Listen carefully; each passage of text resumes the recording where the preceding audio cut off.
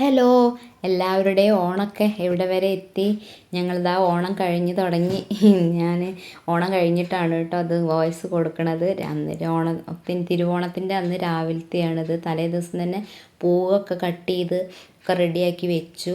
അമ്മ രാവിലെ വന്നിട്ട് അമ്മയാണ് അണിയാറ് കേട്ടോ. എനിക്ക് വലിയൊരു പിടുത്തമില്ല അണിയാനൊന്നും.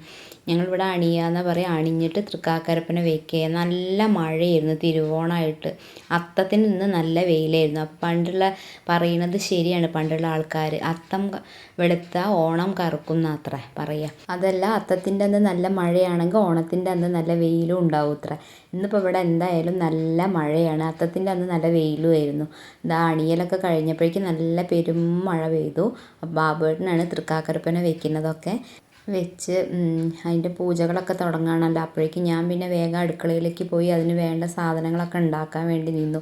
തൃക്കാക്കരപ്പനെ പൂജിക്കാൻ വേണ്ടിയിട്ട് ഞങ്ങളിവിടെ പഴം പുഴുങ്ങിയത്, അട, പപ്പടം ഇതൊക്കെയാണ് ഉണ്ടാക്കുക കേട്ടോ. അന്നത്തെ അത്തം മുതലേ ഇവർക്ക് ബാബുവേട്ടൻ്റെ ഞങ്ങളെ ഈ ഭാഗത്തേക്കൊന്നും അങ്ങനെ ഇല്ല കേട്ടോ. ബാബുവേട്ടൻ്റെ അവിടെ കോട്ടയ്ക്കൽ ആ ഭാഗത്തേക്കൊക്കെ എങ്ങനെയാണെന്ന് വെച്ചാൽ അവർ അത്തം മുതലേ പഴം പുഴുങ്ങിയതും പപ്പടമൊക്കെ ആയിട്ട് ഉണ്ടാവും. അത് പിന്നെ ശീലമായിട്ട് ഇപ്പോൾ ഇവിടെ അതേമാതിരി തന്നെയാണ്. മൂപ്പർക്ക് അത് നിർബന്ധം. അങ്ങനെ പിന്നെ അതൊക്കെ റെഡിയാക്കി ആ പൂജയൊക്കെ കഴിഞ്ഞ് കഴിഞ്ഞാൽ അമ്പലത്തിലൊക്കെ ഒന്ന് പോയി വന്നു. പിന്നെ ഞങ്ങൾ ചായ കുടിക്കായിരുന്നു എല്ലാവരും കൂടി. അത് കഴിഞ്ഞിട്ട് പിന്നെ മെയിൻ പരിപാടിയാണ് പായസം ഉണ്ടാക്കൽ. കൗശിക്ക് നിർബന്ധം അടപ്പായസം.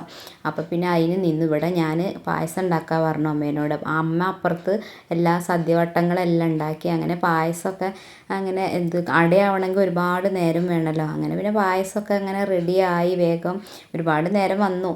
അത് കഴിഞ്ഞിട്ട് പിന്നെ ഞാൻ റെഡി ആവാൻ നിന്നു. ഞങ്ങൾക്ക് പിന്നെ കുറച്ച് ഫോട്ടോ എടുക്കൽ അത് ഞങ്ങൾക്ക് മസ്റ്റാണ്. ഫോട്ടോഷൂട്ടിന് വേണ്ടിയിട്ട് അങ്ങനെ റെഡിയൊക്കെ ആയി. എങ്ങനെ ഉണ്ട്? നല്ല രസമില്ലേ? ഞാൻ കോട്ടൺ സാരി ആട്ടോ ഇപ്രാവശ്യം വാങ്ങിയത്. ശ്രീലക്ഷ്മി ഞാനൊക്കെ ഫോട്ടോ എടുക്കലിൻ്റെ അപാരതകളാണ് ഇതൊക്കെ. അത് കഴിഞ്ഞിട്ട് പിന്നെ ഫോട്ടോഷൂട്ടൊക്കെ കഴിഞ്ഞ് പിന്നെ ഞങ്ങൾ ഭക്ഷണം കഴിക്കലിലേക്ക് കടന്നു. പിന്നെ എല്ലാവരും കൂടിയും സദ്യ വിളമ്പലിൻ്റെ തിരക്കായി. അങ്ങനെ സദ്യയൊക്കെ വിളമ്പി എല്ലാ വിഭവങ്ങളും ഉണ്ടാക്കും കേട്ടോ. അമ്മയ്ക്ക് അത് നിർബന്ധം. അമ്മ ഉണ്ടാക്കും ചെയ്യും. അത് എനിക്കും കിട്ടിയിട്ടുണ്ട് അങ്ങനെ കുറച്ച് അമ്മേൻ്റെത്. അങ്ങനെ എല്ലാവരും കൂടി ഇരുന്ന് ഭക്ഷണമൊക്കെ കഴിച്ച് കഴിഞ്ഞ് പിന്നെ ഞങ്ങൾ കോട്ടയ്ക്കൽ ഒന്ന് പോയിട്ട് വരാൻ വിചാരിച്ചിട്ട് അമ്മേൻ്റെ അടുത്തേക്ക്, ബാബുവിൻ്റെ അമ്മേൻ്റെ അടുത്തേക്ക് അങ്ങനെ അവിടെ പോയി. അവിടെ അടിപൊളിയിൽ പൂവൊക്കെ ഇട്ട് വെച്ചിട്ടുണ്ട് കേട്ടോ അവർ. ഇതാണ് ബാബുവേട്ടൻ്റെ അമ്മ കേട്ടോ. ചേച്ചിയൊക്കെ ഇത് മുന്നത്തെ വീഡിയോയിലൊക്കെ ഉണ്ട് അവർ. അപ്പുറത്ത് തന്നെയാണ് ഏട്ടൻ്റെ വീടും ബാബുവേട്ടൻ്റെ. അവിടെയും ഒന്ന് പോയി. അവിടെ എല്ലാം പോയി കഴിഞ്ഞാൽ നേരം വൈകും എത്താൻ വേണ്ടിയിട്ട് തിരിച്ച്. ഞങ്ങൾ പിന്നെ രാത്രി ലേറ്റായി എത്തിയപ്പം. അപ്പോൾ ഇതൊക്കെയാണ് ഞങ്ങളുടെ കുട്ടി ഓണാഘോഷം. പുതിയൊരു വീഡിയോ ആയിട്ട് വരുന്നവരേക്കും ബായ്.